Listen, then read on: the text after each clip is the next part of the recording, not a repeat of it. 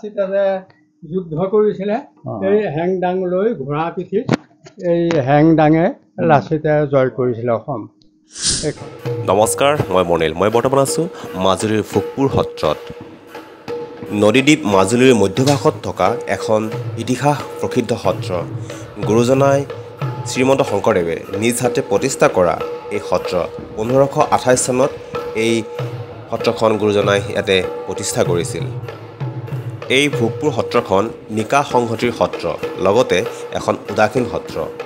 এই সত্ৰৰ পুৰণি নাম আছিল দিনাপুৰ সত্ৰ। পিছত শ্ৰীমন্ত শংকৰদেৱে এই সত্ৰৰ নাম সলাই ভোগপুৰ সত্ৰ ৰাখে। এয়া হ'ল ভোগপুৰ সত্ৰৰ পৰিৱেশ। এই ভোগপুৰ সত্ৰত বহুতো পুৰণিকলীয়া অমূল্য সম্পদ ইয়াতে সংৰক্ষণ হৈ আছে। আৰু এয়া হ'ল শংকৰদেৱৰ নিজ হাতে সৃষ্টি কৰা প্ৰতিষ্ঠা কৰা এই সত্ৰ ভোগপুৰ সত্ৰ। চাওক এখন দুৱাৰ, কাঠৰ দুৱাৰ, তাহানিৰ পৰা আজিলৈকে এইবোৰ এনেকৈ স্বাক্ষৰ বহন কৰি থিয় দি আছে এই সত্ৰ। প্ৰাপ্ত তথ্য মতে এই সত্ৰলৈ তাহানিতে কৌপতীয়া ভৰালী বৰুৱাই এটি বৰটোপ উপহাৰ হিচাপে আগবঢ়াইছিল। বৰ্তমানে সেই বৰটোপটো গড়মূৰ সত্ৰত সংৰক্ষণ হৈ আছে। দেখা পোৱা গৈছে যে প্ৰায়বোৰ সত্ৰতে, মাজুলীৰ সত্ৰতে মূৰ্তি দেখা পোৱা গৈছে, কিন্তু এই ভোগপুৰ সত্ৰত ইয়াতে নামঘোষা, কীৰ্তন, গুণমালা আদিহে ৰখা হয়। কাৰণ ইয়াত এই শংকৰদেৱে নিজ হাতে প্ৰতিষ্ঠা কৰা এই ভোগপুৰ সত্ৰ। বাকী সত্ৰবোৰ ৰজাৰ পৃষ্ঠপোষকতাত সৃষ্টি হোৱা, আৰু এই শংকৰদেৱৰ নিজ হাতে এই প্ৰতিষ্ঠা কৰা এই সত্ৰ ভোগপুৰ সত্ৰ। এয়া চাওক, এই তাহানিৰ তেতিয়াৰে কিছুমান ইয়াতে কাঠৰ বৰপেৰা দেখিবলৈ পোৱা গৈছে। কিছুমান বিভিন্ন পুৰণিকলীয়া বহুতো সামগ্ৰী বৰ্তমানে ইয়াতে সংৰক্ষণ কৰি থৈ দিছে। বৰ্তমানে এই সত্ৰখন আৰ্থিকভাৱে খুবেই জুৰুলা হৈ আছে। মাজুলীলৈ যিসকল দৰ্শনাৰ্থী আহে তেওঁলোকো এই ভোগপুৰ সত্ৰলৈ আহক, ইয়ালৈ দান অনুদান আগবঢ়াওক। খুবেই ইয়াত বহুতো বয়সস্থ ব্যক্তি দেখিবলৈ পোৱা গৈছে, আৰু তেওঁলোকে নিজে নিজ হাতে কাম কৰি বৰ্তমান চলি আছে। আহক সকলো এই ভোগপুৰ সত্ৰলৈ। নামটো হ'ল কি, আমাৰ সত্ৰখনি হ'ল উদাস সত্ৰ, এক নিকা সংহতিৰ সত্ৰ। ইয়াত যিসকল বৈষ্ণৱ বাস কৰে তেখেতসকল একেবাৰে উদাস, বৈবাহিক জীৱন যাপন নকৰে। যিসকলে বৈবাহিক জীৱন যাপন কৰে তেখেতসকলে ইয়াত মানে স্থায়ীভাৱে থকাৰ ব্যৱস্থাটো নাই। সৰুকালতে 5 বছৰ বয়সতে বা তাতোধিক 2 এবছৰ হ'লেও আনি ল'ৰাসকলক সত্ৰীয়া কৃষ্টিসমূহ শিকাই বুজাই টনকিয়াল কৰা হয়। লগতে স্কুলীয়া সাধাৰণ শিক্ষাসমূহ তেওঁ যিমানলৈকে পঢ়ে সিমানলৈকে পঢ়োৱাৰ ব্যৱস্থা আছে সত্ৰই। ইয়াৰ বহাবিলাকৰ যিসকল বৈষ্ণৱ বাস কৰে তেখেতসকল প্ৰত্যেকজন মানে তেখেতসকল স্বাৱলম্বী, আৰু তেখেতসকলে কষ্ট কৰি নিজে উপাৰ্জন কৰি নিজে পৰিচালিত হৈ, লগতে তেখেতসকলৰ লগত যি 2-4জন বৈষ্ণৱ আছে বা সৰু সৰু ল'ৰা আছে তেওঁলোকক পঢ়ুৱাই শুনাই এক পৃথিৱীত মানুহ হিচাপে, এক ব্যক্তি হিচাপে যাতে পৰিচয় দিব পাৰে তাৰ ব্যৱস্থা এই সত্ৰত আছে। গতিকে তেওঁলোকৰ যথেষ্ট ল'ৰাবিলাকৰ যতন লোৱা হয়। এই সত্ৰতে বৰ্তমান ডিব্ৰুগড় ইউনিভাৰ্চিটিত হওক, মাজুলী মহাবিদ্যালয়তে হওক পঢ়াৰ ছাত্ৰ আছে। গতিকে আমি সকলোকে আহ্বান জনাইছোঁ, আহক সকলো এবাৰ এই গুৰুজনে প্ৰতিষ্ঠা কৰা মাজুলী একমাত্ৰ বৰ্তমান জীৱিত হৈ থকা সত্ৰখন সকলো এবাৰ আহি দৰ্শন কৰি যাওক। আৰু ইয়ালৈ আহিলে থকাৰো কম বেছি পৰিমাণে সুবিধা দিয়ে ৰখাৰ ব্যৱস্থা আছে। গতিকে সকলোকে আহিবলৈ আমি আহ্বান জনাইছোঁ। বৰ্তমান ইয়াত আমাৰ উদাস মানে আপোনাৰ 7 বছৰ বয়সৰ পৰা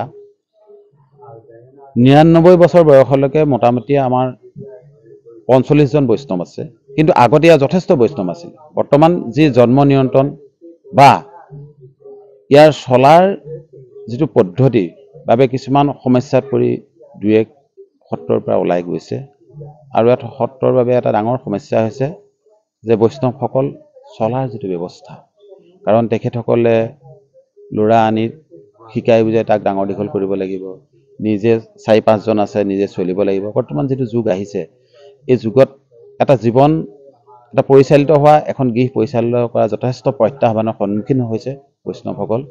আৰু চৰকাৰকো আমি বিভিন্ন বাৰত আমি মানে আহ্বান জনাই আহিছিলোঁ যে এই বৈষ্ণৱসকলক যেনে বুদ্ধিষ্টসকলক যেনেকৈ এটা সহায় কৰে তেনেকৈ উদাসীন বৈষ্ণৱসকলক, মাজুলী অসমত যিমান উদাসীন সত্ৰ আছে সকলো উদাসীন বৈষ্ণৱক যাতে চৰকাৰে এটা প্ৰতিজনকে এটা ব্যৱস্থা গ্ৰহণ কৰে যে তেওঁলোকে জীৱন যাত্ৰা প্ৰণালীটো বেছি নালাগে, সাধাৰণকৈ কিবা এটা দি তেখেতসকলৰ জীৱন যাত্ৰা প্ৰণালীটো যাতে তেখেতে আগুৱাই নি গুৰুজনাৰ এই একেবাৰে নিকা সংহতিৰ একেবাৰে কাঁইট বাচি যি ধৰ্ম মানে প্ৰতিষ্ঠা কৰি গ'ল, এই ধৰ্মটো যাতে ৰক্ষা কৰিব পাৰে তাত অকণমান চৰকাৰে অৰিহণা জনাব বুলি আমি আহ্বান জনাম।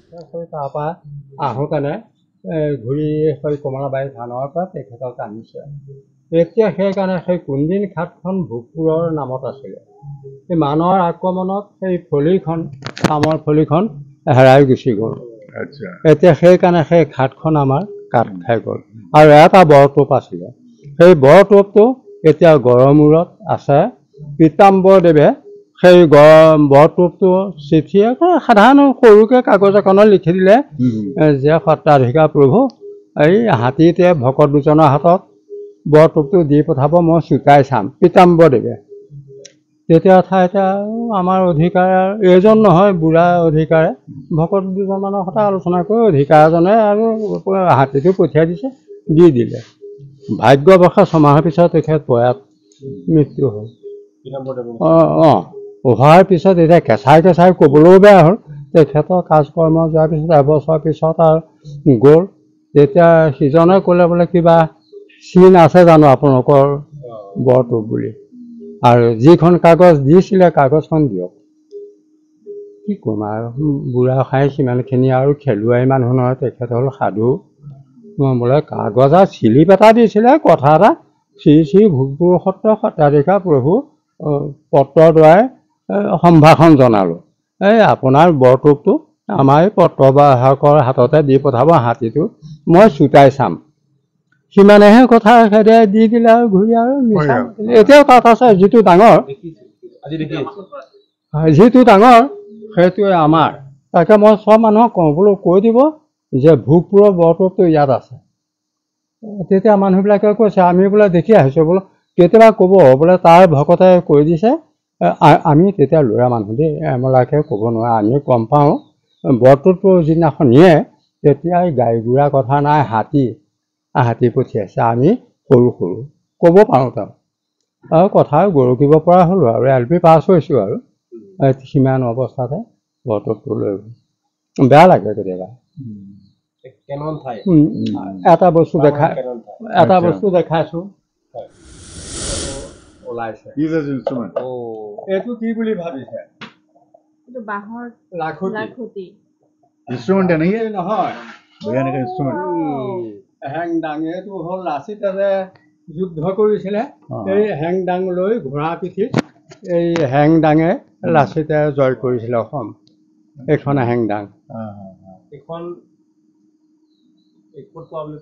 এই খালত এই বৰটোপটো এইখন আৰু তাৰ কাঁহী বাতি এসোপা পালে, হাতে চোঁতে চব জহি গ'ল।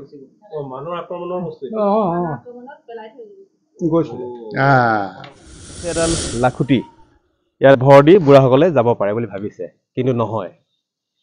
যেতিয়া মানে আক্ৰমণ কৰিছিল, মানে আক্ৰমণ কৰোঁতে গোটেই অসমখন সেইখিনি সময়ত তছনছ কৰি দিছিল, মানে কাটি মাৰি বুন্দামাৰ কৰি দিছিল সেইখিনি সময়তে। আৰু এই সত্ৰৰ পৰা বহুখিনি উদাসীন ভক্ত ইয়াৰ পৰা অন্য ঠাইলৈ তেওঁলোকে ভয়তে পলাই গৈছিল। আৰু সেইখিনি সময়তে ইয়াৰ স্থানীয় মানুহখিনিয়ে ভয়তে বহুতো বস্তু পেলাই দিছিল যাতে মানে নিব নোৱাৰে। আৰু সেইখিনি সময়তে কেইটামান বস্তু উদ্ধাৰ হৈছিলে। আৰু এইখন এটা বাদ্যযন্ত্ৰ, তাহানিৰ বাদ্যযন্ত্ৰ, দোতোৰা। বৰগীতত ব্যৱহাৰ হোৱা দোতোৰা। দোতাৰহে আছিলে, দোতাৰা বলতে। এই এটা আপুৰুগীয়া সম্পদ। এইটো সংৰক্ষণ হৈ আছে এই ভোগপুৰ সত্ৰত। আপোনালোকে আহিলে চাব পাৰিব। আৰু এইডাল আপোনালোকে চাওক, মই উলিয়াই দিছোঁ, বৃহৎ এখন তৰোৱাল। চাওক, আৰু এখন হেংদাং। আৰু হেংদাং এইখন এই খাপটোৰ ভিতৰতে এনেকৈ সোমাই থাকে। আৰু এতিয়াও এই দেখাত লাখুটি, শত্ৰুৱে ভাবিব লাখুটি, কিন্তু নিজক বচাবৰ কাৰণে এনেকৈ ভিতৰতে এইখন হেংদাং এনেকৈ সোমাই থাকে। আৰু এইখন তাহানিতে পেলাই থৈ দিছিল, আৰু ইয়াতে সন্মুখতে খালত ইয়াক উদ্ধাৰ হৈছে। আৰু বৰ্তমানো ইয়াক সংৰক্ষণ কৰি ৰাখিছে এই ভোগপুৰ সত্ৰত। আপোনালোকে আহক, চাওক, আৰু এই বস্তুবোৰ আপোনালোকে নিজ চকুৰে উপভোগ কৰিব পাৰিব। এটা সময়ত যেতিয়া মুদ্ৰাৰ প্ৰচলন হোৱা নাছিলে, তেতিয়া এই কৰিৰে মানুহে লেনদেন কৰিছিল, বজাৰ কৰিছিল। আপুনি 10টা কৰি দিছে, 10টা কৰি সমান মই বস্তু দিছোঁ। আৰু সেনেকৈ এই কৰিবোৰ ইয়াতে উদ্ধাৰ হৈছিল আৰু উদ্ধাৰ হোৱা কথাখিনি অকণমান উদ্ধাৰ হোৱা মানে এই কৰিখিনি কি হ'ল, এই সত্ৰখন যে বহু পুৰণা তাৰ এটা মানে চাক্ষুষ প্ৰমাণ এই কৰিখিনি যেতিয়া চৰকাৰে এটা এই সত্ৰখন মাজুলীত শ্ৰীশংকৰ গুৰুজনে প্ৰতিষ্ঠা কৰা মাত্ৰ এই ভোগপুৰ সত্ৰই আছে, সেইকাৰণে চৰকাৰে এটা 4 কোটি টকা এটা প্ৰজেক্ট লৈছিল যে সত্ৰৰ বৈষ্ণৱসকল থকা এই বহাবিলাক পুনৰ নিৰ্মাণ কৰি দিয়ে।